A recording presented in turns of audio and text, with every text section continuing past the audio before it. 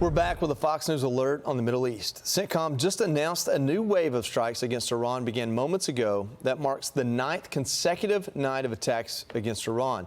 This follows the death of a 3rd U.S. service member and the death of 2 U.S. service members in Jordan who were killed during Iranian ballistic missile and drone strikes on U.S. assets. Unidentified remains were also found at that site, raising concerns that it could be the missing service member.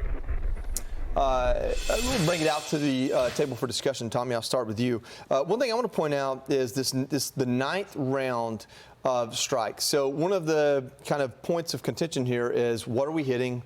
And is it civilian infrastructure? Because there's international rules against that.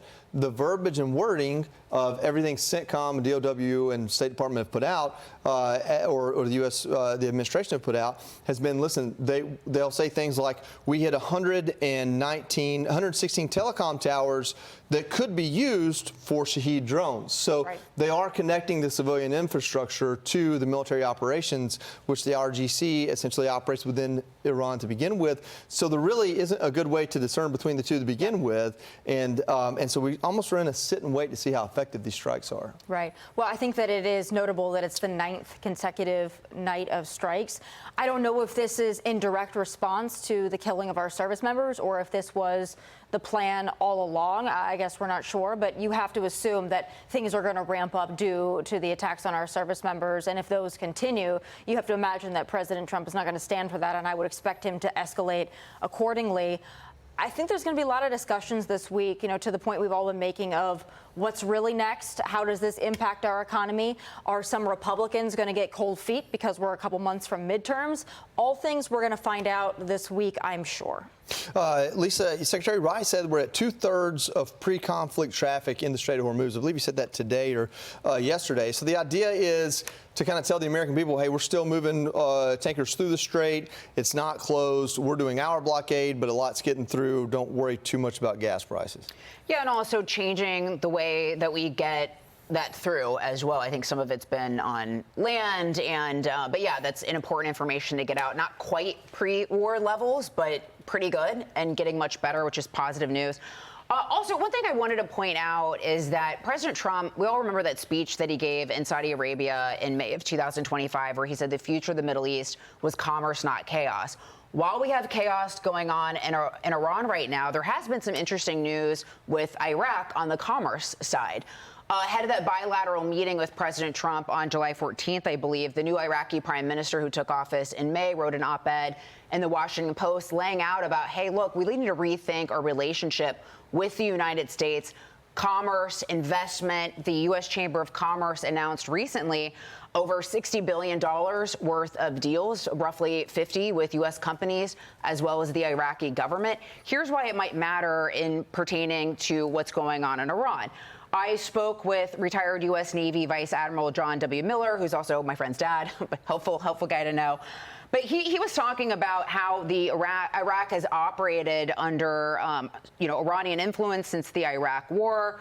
Also talking about how the new prime minister has said and stated and has taken efforts to rein in some of these Iranian-backed Shiite militias who have carried out attacks on U.S. forces and regional partners as well.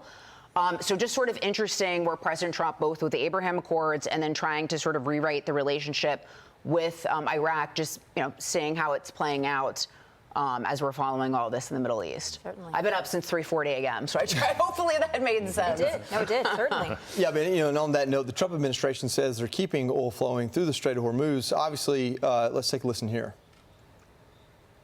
We're at a little under 14 million barrels a day from the Arabian Gulf region. That's 2/3 of pre-conflict traffic, dramatically up from where we were back in March. What we're doing is assuring that oil and gas and other products can flow through the Strait of Hormuz with or without Iranian cooperation. Yeah, I'd like for you to respond to that as well.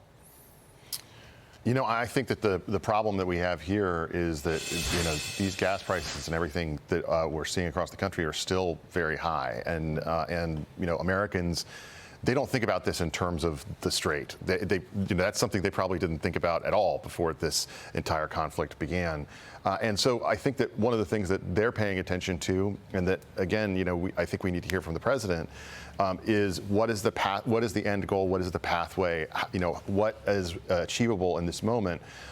From my perspective, I think that what we're likely to see is a ramp up in reaction to these deaths, something that the president is not going to go unresponded to. But what does that include? Does it include going after the electrical grid in Tehran? Does it, include having targets that are, more, people can claim that they are being used by civilians, transportation infrastructure, water, et cetera. Or do you see something else go on? At this point, we're dealing with a very, delicate and unsure situation, and I think the American people deserve clarity. And I think I agree with you on that. And at the end of the day, service members start dying again. American people start paying attention again. Yeah. We've had these weeks of kind of back and forth. Was it a good MOU? Now there's deaths on the table, and people are looking a lot harder. Be sure to like and subscribe for all the Fox News latest on YouTube, and catch full shows streaming now on Fox One.